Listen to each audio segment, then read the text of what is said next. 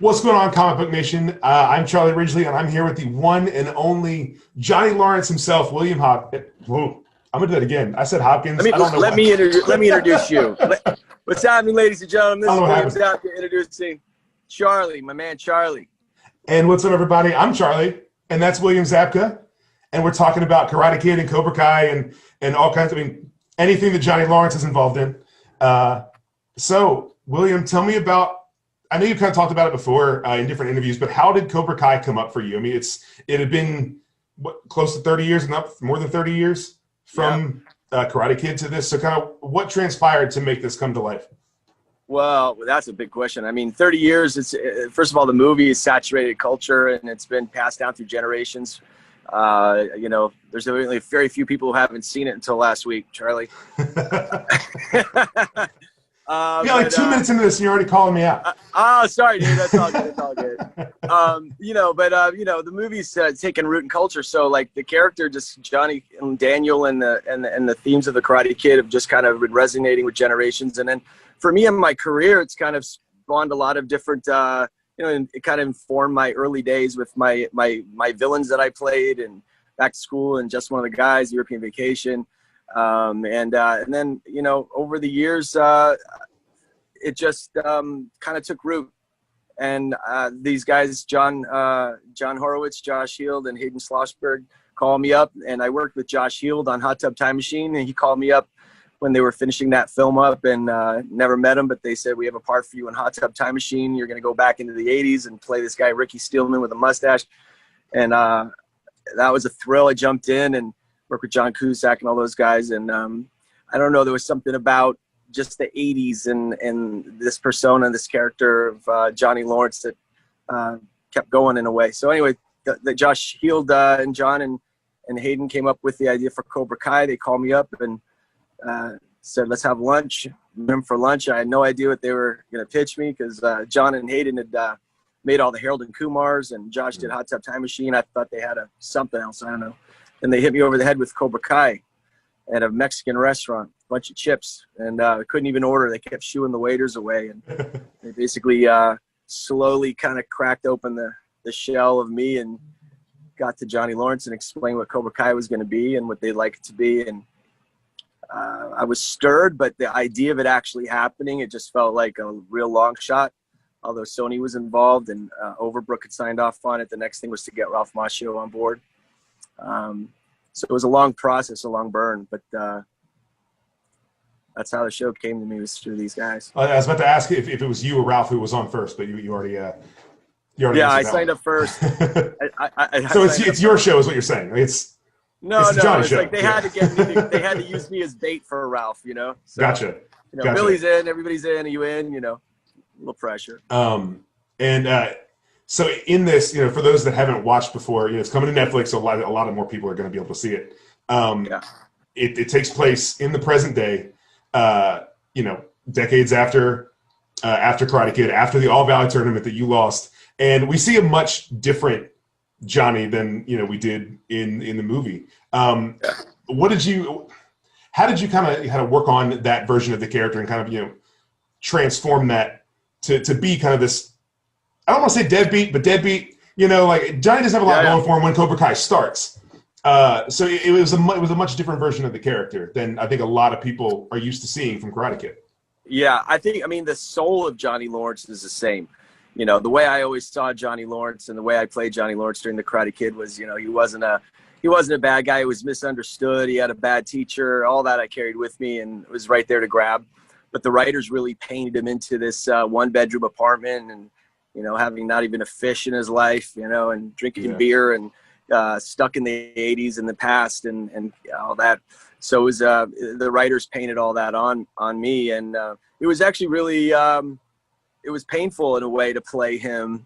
There's a scene in the dealership when Johnny first bumps into Daniel LaRusso, and that was like the pain of what happened in the past. It was just working with Ralph's amazing, so it was kind of vibrant and alive. But it was the writers brought it to me, and it was a big challenge. But I just had to kind of plug in the spirit of Johnny Lawrence that I embodied in the original film, and you're still right there. And, you know, and then there's a lot of life between then. So it's 30 years later. And so I think, you know, as an actor, it's really nice you get to mature and kind of, you know, experience life and bring all that to the table. So, you know, sometimes life experiences inform your performance. Not that I've been like that, but with the, you know, kids, just trying, you know, there's a lot of things that you bring to performance, and right. The last 30 years definitely helped with that, you know. And I mean, and we're in a place now where, like, obviously reboots and nostalgia are like two of the biggest like keywords in pitching things and in, you know, bringing new projects to life. And so, I mean, everything like Karate Kid, at some point, those discussions are happening. If they're not, you know, even if it's not real, like they're being talked about.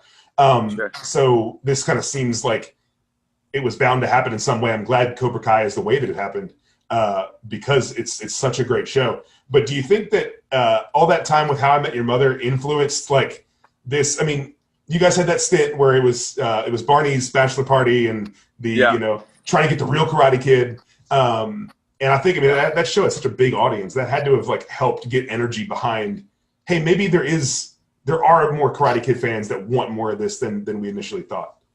Completely agree. I mean, How I Met Your Mother was, you know, the TV gods reaching through the clouds and throwing me on television, and you know, in a hit show with some amazing actors and all about Karate Kid and Johnny, and letting me also do some different chops. You know, people mostly see me do tough guys, mean guys, bad guys, whatever, and you know, it's a comedy and working at that level. I think for sure that.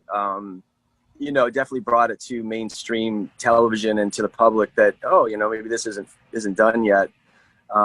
There's a lot of stepping stones along the way. Hot Tub Time Machine, I would say that. I did a music video called Sweep the Leg by No More Kings. You should check out, where I directed that and wrote that. It's really fun, kind of homage to Karate Kid and Raising Arizona and a bunch of different things. But I think there were a lot of stepping stones along the way. But How I Met Your Mother, I would say for sure was a big part of it. And of course, having NPH, you know, embrace Johnny Lawrence as the true Karate Kid didn't hurt either. So thanks to and that's something you mentioned there with him embracing Johnny as the Karate Kid, as the character, but also talking about, you know, not seeing that villainous side and exploring a different kind of character. Yeah. Something I really love about Cobra Kai is how we kind of see this bully origin story happening, because Johnny is kind of a bully, but not like we saw him in Karate Kid. He's broken down, but then we get a story arc. You know, for those who are about to watch it, there's one character who I don't want to talk about because their name is a little bit of a spoiler for those that haven't seen it. I guess if you haven't seen it yet, you know, you can skip ahead. But Hawk, you know, we have this origin story and how a bully becomes a bully, really, and it feels like it's a really interesting parallel to what would have happened with Johnny, especially with Kreese and everything in the show. You know, talk about, if you don't mind, you know, what you kind of gave to that character and how that parallels, you know, the journey that you and your character have kind of been on over the years. What I gave to the character of Hawk? I mean, if there was any, you know, conversation about this mirroring Johnny's journey or any talks like that. Yeah, no, you know, that's one thing that hasn't happened, is any kind of sit down chat about, you know, kind of intellectual talk about who's who and what's what. Everybody jumped in. The writers really created these characters and the actors personified them, and these kids showed up. And I say kids are young adults, but to me they're kids. I was a kid when I did the film.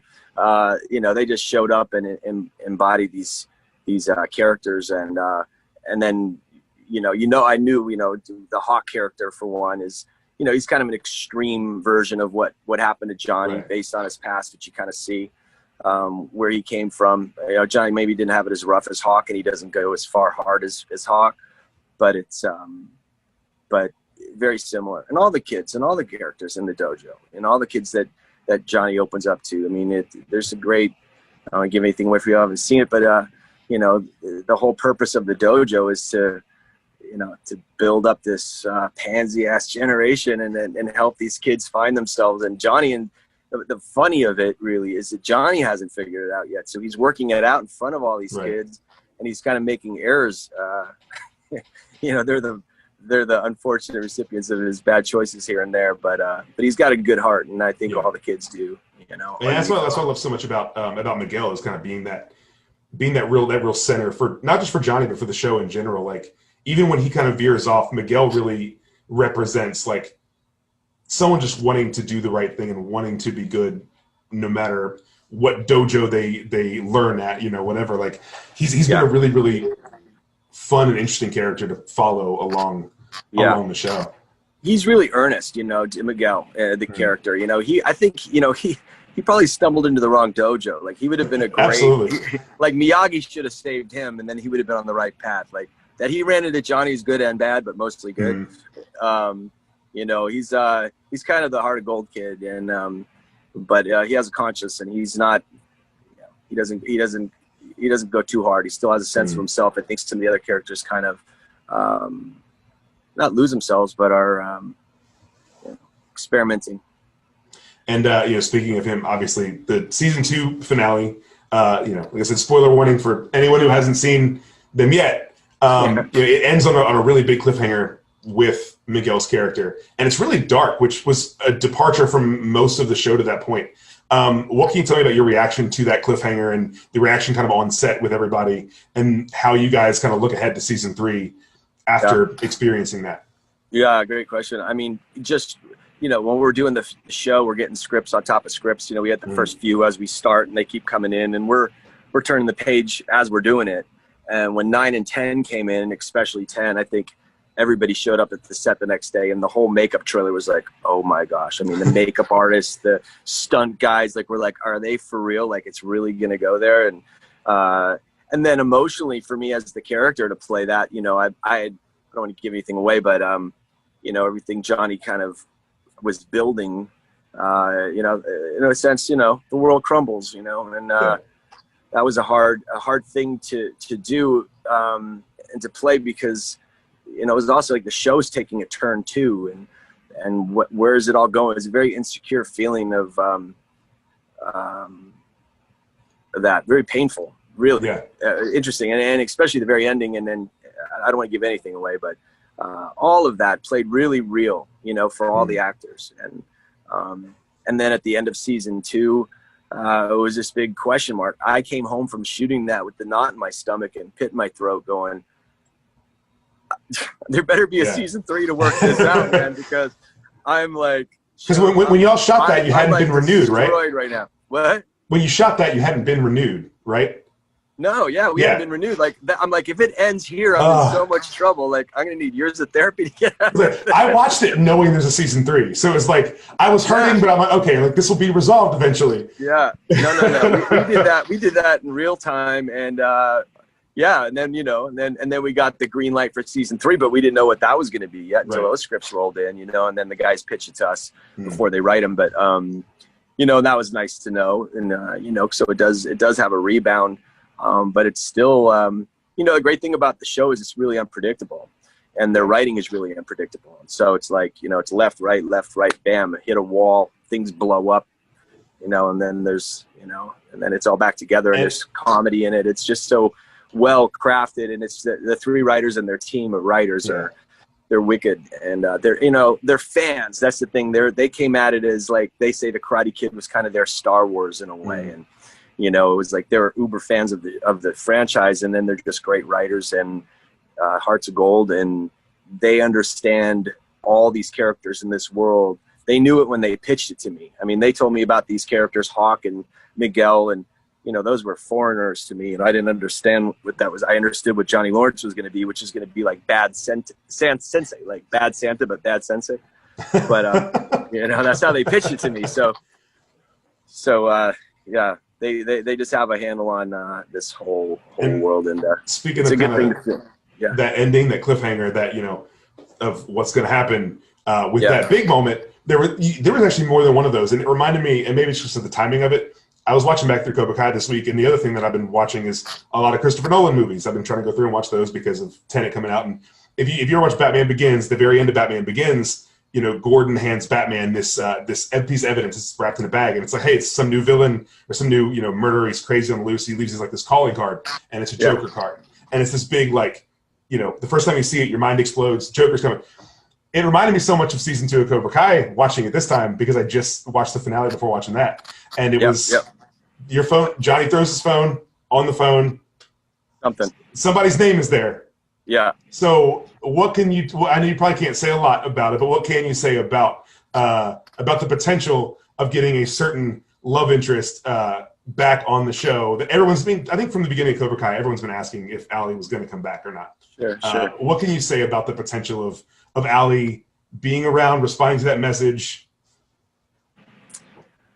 Well, nothing is as it seems, I can tell you that. Nothing's Okay. as it seems. Okay.